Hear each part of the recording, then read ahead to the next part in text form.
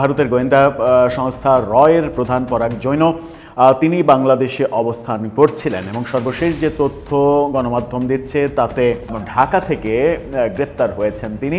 রয়ের প্রধানকে গ্রেপ্তার করে রাখতে হবে যেন হাদির আসামি যারা ভারতে গ্রেপ্তার হয়েছে তাদেরকে ভারত দিতে বাধ্য হয়। ভারতীয় গোয়েন্দা সংস্থা রয়ের প্রধান পরাগ জৈন মিরপুর থেকে গ্রেপ্তার এবং এটি আবার কোনো দেশে আনুষ্ঠানিকভাবে প্রকাশ করে। দর্শক, রাজনীতিতে চাঞ্চল্যকর ঘটনা ঘটে গেছে। আপনি চমকে উঠবেন শুনলে, গা শির উঠবে। কি ঘটছে? র প্রধান ঢাকায় এখন। কেন র প্রধান ঢাকায়? কে ভিসা দিয়েছে, কে আমন্ত্রণ জানিয়েছে, কেন এসেছেন? দর্শক, আপনার চমকে উঠবেন, আমি তথ্যগুলো দিচ্ছি আপনাদেরকে। এতে বোঝা গেল যে ভারতের সঙ্গে সম্পর্ক আসলে আমাদের মধুর নাই। সম্পর্কে এখন অত্যন্ত তিক্ততা বিরাজ করতেছে এবং শেখ হাসিনাকে ফেরত না দিলে ওসমান হাদির হত্যাকারী, স্বরাষ্ট্রমন্ত্রী সাবেক কামাল, ওবায়দুল কাদের সহ অন্যান্য সবাইকে ফেরত না দিলে ভারতের সঙ্গে সম্পর্ক উন্নয়ন হবে না। এবং বিশেষ করে শেখ হাসিনা এবং হাদি হত্যাকারীদের ফেরত চেয়েছেন তারেক রহমান নিজে। বিএনপি থেকে প্রেসিডেন্ট প্রার্থী হবে মির্জা ফখরুল ইসলাম আলমগীর, যে নাকি ভারতের স্বার্থটা বেশি দেখবেন। অপরদিকে সালাউদ্দিন আহমেদ আছেন স্বরাষ্ট্র মন্ত্রণালয়ে, যাতে করে ভারতের জন্য কোনো ধরনের সমস্যা তৈরি না হয়। আসসালামু আলাইকুম দর্শক, বাংলাদেশের বর্তমান রাজনৈতিক প্রেক্ষাপট নিয়ে খুবই তথ্যবহুল এবং গুরুত্বপূর্ণ কিছু বিষয় নিয়ে আজকের এই এপিসোডটি সাজানো। তাই ধৈর্য সহকারে আজকের ভিডিওটি আপনাদেরকে দেখতে হবে, মনোযোগ সহকারে শুনতে হবে, তাহলে বাংলাদেশের বর্তমান রাজনৈতিক প্রেক্ষাপট নিয়ে খুবই গোপন কিছু তথ্য আজকের এই ভিডিওর মাধ্যমে আপনারা জানতে পারবেন। তাই ধৈর্য সহকারে আজকের ভিডিওটি পুরোপুরি দেখবেন, না টেনে দেখবেন। চলুন মূল নিউজে চলে যায়। তার আগে বলবো, হ্যাঁ, এখন পর্যন্ত যারা আমাদের এই চ্যানেলটি সাবস্ক্রাইব করেন, প্রতিনিয়ত এ ধরনের আপডেট গরম খবর পেতে আমাদের এই চ্যানেলটি সাবস্ক্রাইব করবেন। যারা করেছেন ধন্যবাদ। চলুন একটা লাইক দিয়ে মূল নিউজে চলে যাই। দর্শক, রাজনীতিতে চাঞ্চল্যকর ঘটনা ঘটে গেছে। আপনি চমকে উঠবেন শুনলে, গা শির উঠবে। কি ঘটছে? র প্রধান ঢাকায় এখন। কেন র প্রধান ঢাকায়? শুধু র প্রধান না, ভারতে ভিভিআইপিদের যে সংস্থাটা নিরাপত্তা দেয়, এসপিজি, তার কর্মকর্তারা ঢাকায়। কে আমন্ত্রণ দিয়েছে? র প্রধান ঢাকায় এসেছে। র ভারত, এটা এখন বাংলাদেশের মানুষ প্রচন্ডভাবে ভারতের আধিপত্যবাদের বিরুদ্ধে সোচ্চার। বিশেষ করে 5 আগস্ট সন্ধ্যায় শেখ হাসিনাকে নয়াদিল্লিতে অডিও বক্তব্য দেওয়ার সুযোগ দেয় বাংলাদেশ সরকার, বাংলাদেশের জনগণ ভারতের উপর প্রচন্ড ক্ষুব্ধ। সেই মুহূর্তে র প্রধান বাংলাদেশে। কে ভিসা দিয়েছে, কে আমন্ত্রণ জানিয়েছে, কেন এসেছেন? দর্শক, আপনার চমকে উঠবেন, আমি তথ্যগুলো দিচ্ছি আপনাদেরকে। গা শির উঠবে যে আমরা কোথায় বাস করছি, কি ঘটছে। আমরা তাহলে পররাষ্ট্র মন্ত্রণালয়ের পক্ষ থেকে যে বড় বড় কথা শুনছি, এগুলো কি লোক দেখানো? আসলে কি আমরা কি আসলে স্বাধীন, না ভারতের কাছে নত জানো? না আমরা যাই বলি না কেন ভারত ওটা গুনেই না, তারা তাদের মতোই আমাদেরকে চালাতে চায়? এই প্রশ্নগুলো আমার সামনে আসছে। দর্শক, র প্রধান এবং এসপিজি কর্মকর্তারা সম্ভবত মোট 4 জন ঢাকায়। কেন এসেছেন তার আগে বলি, দাওয়াত দিয়েছে কারা? এমনি প্রথম কথা হচ্ছে, বাংলাদেশ ভিসা না দিলে তো আর র প্রধান আসতে পারে না। এই র প্রধান এ কিন্তু খুব ডেঞ্জারাস লোক। র সারা পৃথিবীর ডেঞ্জারাস গোয়েন্দা সংস্থাগুলোর মধ্যে একটা। মোসাদ, র, এগুলো প্রথম সারি, রিসার্চ অ্যান্ড অ্যানালাইসিস উইং। তো দর্শক, এই র প্রধান পরাগ জৈন, তিনি কিন্তু এই সর্বশেষ যে পাকিস্তানের সাথে যে যুদ্ধ বেঁধেছিল সেখানে সবচেয়ে গুরুত্বপূর্ণ ভূমিকা রেখেছিলেন এবং নরেন্দ্র মোদীর অত্যন্ত ক্লোজ এবং আস্থাভাজন। এবং বিষয়টা কি, যে সংস্থার সভাপতি নরেন্দ্র মোদী, সেক্রেটারি এই পরাগ জৈন। এই যে র প্রধান মানে রয়ের প্রেসিডেন্ট না, রয়ের সেক্রেটারি। তাহলে প্রেসিডেন্ট কে? এই রয়ের প্রেসিডেন্ট হচ্ছে নরেন্দ্র মোদী। যেমন বাংলাদেশের ডিজিএফআই মহাপরিচালক আছেন, কিন্তু ডিজিএফআই রিপোর্টিং বস কে? Prime minister. DGFI is under the prime minister office. DGFI has to report to prime minister. এরকম যে সংস্থার প্রধান নরেন্দ্র মোদী আর সেক্রেটারি এই পরাগ জৈন। এবং অজিত দোভাল, ভারতের জাতীয় নিরাপত্তা উপদেষ্টা, অজিত দোভালের উত্তরসূরি মনে করা হয় এই পরাগ জৈনকে। তাকে ভিসা দিয়েছে বাংলাদেশ সরকার, যেই র বাংলাদেশে অস্থিরতা সৃষ্টি করছে। বাংলাদেশের সমস্ত অশান্তির মূলে র, সমস্ত রাজনৈতিক অঘটনের মূলে র, সমস্ত রাজনৈতিক সংগঠনের মূলে র, যাদের কার্যক্রম পরিচালনা করে স্বাভাবিকভাবে গোপনে, সেই সংস্থার প্রধান, গোয়েন্দা সংস্থার প্রধান বাংলাদেশে ওপেনে সফরে এসেছে। ওপেনে বলতে আমরা এখন জানতে পেরেছি, কিন্তু মজার বিষয়, ভারত সরকারের পক্ষ থেকে এ বিষয়ে কিচ্ছু বলা হয়নি, বাংলাদেশ সরকারের পক্ষ থেকে কিচ্ছু বলা হয়নি। কিন্তু ভিসাটা তো বাংলাদেশ সরকার দিয়েছে, বিনা ভিসায় তো আর আসেনি। এর মানে সবাই জানে কিন্তু গোপন রেখেছে। এর মানে গোপন খেলা চলছে, পর্দার অন্তরালে অনেক বড় বড় খেলা চলছে। কি খেলা চলছে এটাই আমাদের এই ভিডিওর আলোচ্য বিষয়। দর্শক, দাওয়াত দিয়েছে কে? দাওয়াত দিয়েছে, আমরা খোঁজ নিয়ে জানলাম, ডিজিএফআই।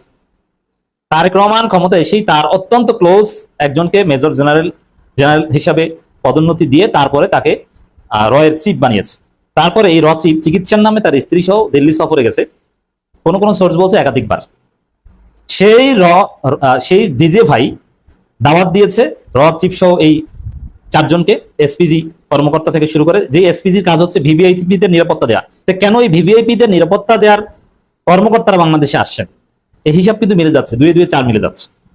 উত্তর হচ্ছে যে শেখ হাসিনাকে অ্যাট এনি কস্ট বাংলাদেশে ফেরাতে চাচ্ছে দিল্লি। তবে ফেরাতে বলতে এক্সট্রাডিশন ট্রিটির আলোকে শেখ হাসিনাকে গ্রেপ্তার করে ভারত বাংলাদেশের হাতে তুলে দেবে এরকম না। শেখ হাসিনা মানে বিষয়টা এরকম, তাদের চিন্তা ভাবনা, রয়ের চিন্তা ভাবনা, ভারতেও আমাদের বন্ধুরা যেসব তথ্য আমাদের কাছে দিচ্ছেন, ভারতীয় গণমাধ্যমে এই বিষয়ে আলোচনা আছে। আপনি যদি বিভিন্ন এডিটোরিয়াল পড়েন তাহলে এটা বুঝতে পারবেন। আমরা যারা রাজনীতি ক্লোজলি অবজার্ভ করি, এগুলো আমাদের নজরে থাকে এবং এগুলো সাম আপ আমাদের কাছে আসে। তো দর্শক, ভারত মনে করছে যে শেখ হাসিনা ভারতে এসেছে যেমন রাষ্ট্রীয় বিমানে এবং সরকারিভাবে এসেছে, কারণ প্রধানমন্ত্রী হিসাবেই তিনি ভারতে আশ্রয় চেয়েছেন এবং সরকারি বিমানে, সামরিক বিমানে গেছেন এবং তিনি ওইভাবে সামরিক বিমানে আবার দেশে আসবেন। তো শেখ হাসিনা দেশে ফিরবেন মানে এক্সট্রাডিশন ট্রিটির আলোকে গ্রেপ্তার করে ফেরত দেবে তা না। শেখ হাসিনা নিজ ইচ্ছায় দেশে ফিরবেন, তাকে যেন পাসপোর্ট দেওয়া হয় কিংবা ট্রাভেল পাস দেওয়া হয়, এবং দেশে ফেরার পরে তিনি কোথায় থাকবেন। এবং এরা বলছে যে আইএসআই হত্যা করবে, পাকিস্তানি গোয়েন্দা সংস্থা। আসলে তো জনগণ হত্যা করবে।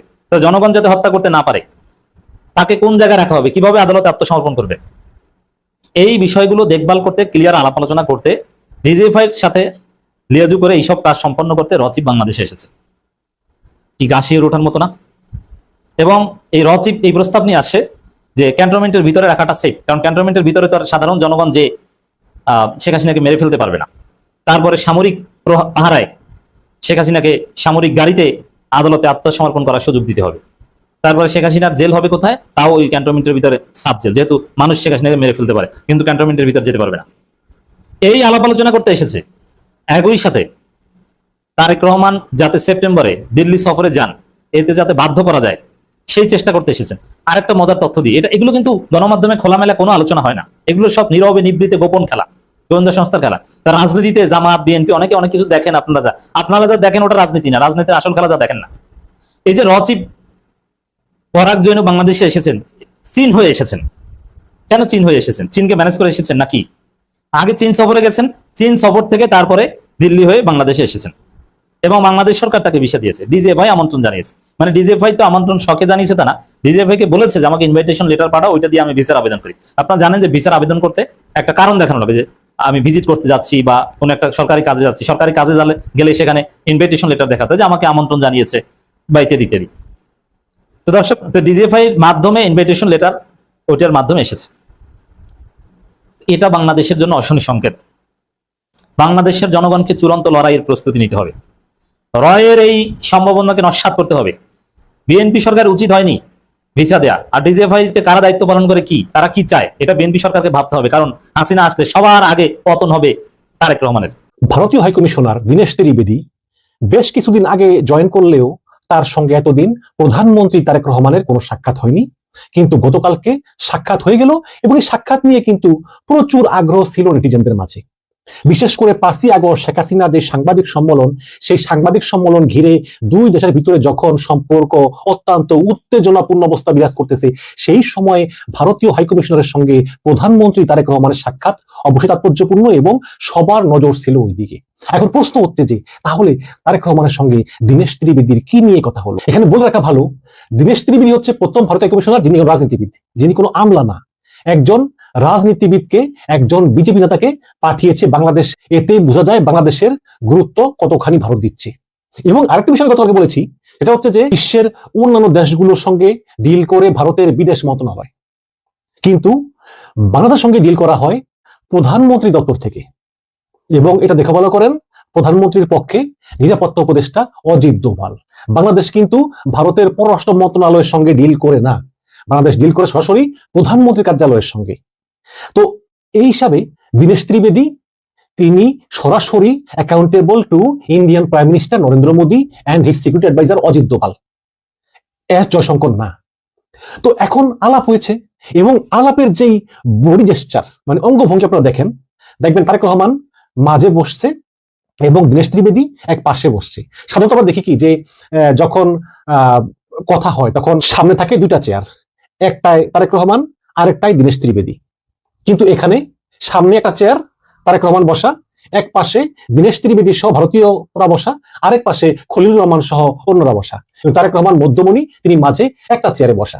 তার মানে হচ্ছে যে সম্পর্কটা যে আসলে অতটা গভীর না এবং সম্পর্কটা যে মজবুত না, এটা কিন্তু এই মিটিং এর যে বডি জেস্টার বঙ্গভঙ্গি এতেই কিন্তু বোঝা যায়। তারেক রহমান পারতো না যে দীনেশ ত্রিবেদীকে একদম কাছে বসিয়ে কথা বলতে? শেখ হাসিনা যেমন এর আগের প্রণয় কুমার ভার্মার সঙ্গে একদম মানে কথা বলতে একদম মুখের কাছে মুখ নিয়ে পাশাপাশি বসে, এতে বোঝা যায় যে শেখ হাসিনার সঙ্গে ভারতের সম্পর্ক কতটা অন্তরঙ্গ ছিল। হ্যাঁ, কিন্তু আজকে দীনেশ ত্রিবেদীকে বসিয়ে যেভাবে তারেক রহমান মিটিং করলেন, এতে বোঝা গেল যে ভারতের সঙ্গে সম্পর্ক আসলে আমাদের মধুর নাই। সম্পর্কে এখন অত্যন্ত তিক্ততা বিরাজ করতেছে। অনেকে বলবেন যে ভাই তারেক রহমানের স্টাইল এরকম না। কিছুদিন আগে মার্কিন রাষ্ট্রদূত বেন ক্রিস্টেনসেন যখন তারেক রহমানের সঙ্গে মিটিং করলেন, তখন কিন্তু তারেক রহমান দুইটা চেয়ার পাশাপাশি, একটা তারেক রহমান আরেকটাতে মার্কিন রাষ্ট্রদূত বেন ক্রিস্টেনসেন। এই পাশে সাধারণ চেয়ারে মার্কিন প্রতিনিধি, এবার সাধারণ চেয়ারে বাংলাদেশ প্রতিনিধি। কি তারেক রহমান পাশাপাশি বসে তাকে সম্মান দিয়েছেন, যেটা এই ভারতীয় হাইকমিশনার দীনেশ ত্রিবেদীর ক্ষেত্রে ঘটেনি। কাজেই এতে বোঝা যায় যে সম্পর্ক অতটা উন্নয়ন হয়নি। এবং আমি শুনেছি যে তারেক রহমান স্পষ্ট বলেছে যে যেই হাসিনা অনবরত আমাদের বিরুদ্ধে কথা বলে, উস্কানি দেয়, আবার বাংলাদেশ এলে আমাদের চোখের বদলে চোখ, হাতের বদলে হাত আমাদের শেষ করে ফেলবে বলে, এবং যেটা ভারত সরকার সুযোগ করে দেয়, আমি মনে করি এভাবে সম্পর্ক উন্নয়ন হতে পারে না। Bangladesh will never B a client state, Bangladesh আরো করদ রাজ্য না, একদম সরাসরি। তখন দীনেশ ত্রিবেদী বলেছে যে আমরা আসলে বিষয়টা বুঝতে পারিনি, এরকম আর হবে না, কথা দিলাম। এখন কথা রাখলে তো ভালোই, এবং আপনাকে আমরা আমন্ত্রণ জানাই ভারত সফরের জন্য। তারেক রহমান বলেছেন যে আমি ভারতে বিমস্টেকের চেয়ারম্যান হিসেবে যাব না, যদি আমাকে তোমরা বাংলাদেশের প্রধানমন্ত্রী হিসেবে আমন্ত্রণ জানাও তাহলে আমি ভেবে দেখবো, কিন্তু বিমস্টেকের চেয়ারম্যান হিসেবে আমি যাওয়ার জন্য আগ্রহ বোধ করতেছি না। তখন উনি বললেন যে উনি বিষয়টা দেখবেন, উনি ভারত সরকারের উপর মহলে কথা বলে জানাবেন। তারপর খলিলুর রহমানের সঙ্গে বৈঠক হলো এবং স্বরাষ্ট্রমন্ত্রী সালাউদ্দিন আহমেদের সঙ্গে বৈঠক হলো, এবং সেই বৈঠকে তার সবাই বলেছেন যে শেখ হাসিনার মুখ বন্ধ না করলে এবং শেখ হাসিনাকে ফেরত না দিলে, শেখ হাসিনা, তারপরে ওসমান হাদির হত্যাকারী ওই যে ফয়সাল এবং আলমগীর, স্বরাষ্ট্রমন্ত্রী সাবেক কামাল, ওবায়দুল কাদের সহ অন্যান্য সবাইকে ফেরত না দিলে ভারতের সঙ্গে সম্পর্ক উন্নয়ন হবে না। এবং বিশেষ করে শেখ হাসিনা এবং হাদি হত্যাকারীদের ফেরত চেয়েছেন তারেক রহমান নিজে। বলেছেন এই সমস্ত ইস্যুগুলো যদি সলভ না হয় তাহলে ভারতের সঙ্গে সম্পর্ক উন্নয়ন হবে না, এবং যদি আপনি আমন্ত্রণ পত্র পাঠান বাংলাদেশের প্রধানমন্ত্রী হিসাবে তাহলে ভারতের বিষয়টা বিবেচনা করে দেখবো। এবং এরপর দেরি না করে সরাসরি দীনেশ ত্রিবেদী চলে যান বিমানবন্দরে, সেখানে একটি বিমানে করে তিনি চলে যান ভারতের রাজধানী দিল্লিতে, এবং সেখানে অবশ্যই নরেন্দ্র মোদী এবং অজিত দোভালের সঙ্গে মিটিং করে তিনি বাংলাদেশের উদ্বেগের বিষয় তিনি জানাবেন। এবং খলিলুর রহমান মনে করতেছেন যে ভারত হয়তো হাসিনাকে আর কথা বলার সুযোগ দিবে না। দর্শক, আশা করি পুরো ভিডিওটি আপনারা দেখেছেন। এবার অবশ্যই আপনাদের মূল্যবান মতামতটা জানিয়ে দিন কমেন্ট বক্সে। তারপরে আপনাদের মূল্যবান মতামত জানানোর পরে আমাদের এই ভিডিওগুলো যদি প্রতিনিয়ত আপনারা দেখতে চান তাহলে অবশ্যই আমাদের এই চ্যানেলটি সাবস্ক্রাইব করে আমাদের সাথে থাকবেন। আর ইতিমধ্যে যারা অলরেডি সাবস্ক্রাইব করে আমাদের পরিবারে একজন হয়ে গেছেন তাদেরকে ধন্যবাদ জানাই। আজকের মতো এখানে বিদায় নিচ্ছি। দেখা হচ্ছে নতুন কোনো ভিডিওতে। সে পর্যন্ত সকলেই সুস্থ থাকবেন। আল্লাহ হাফেজ।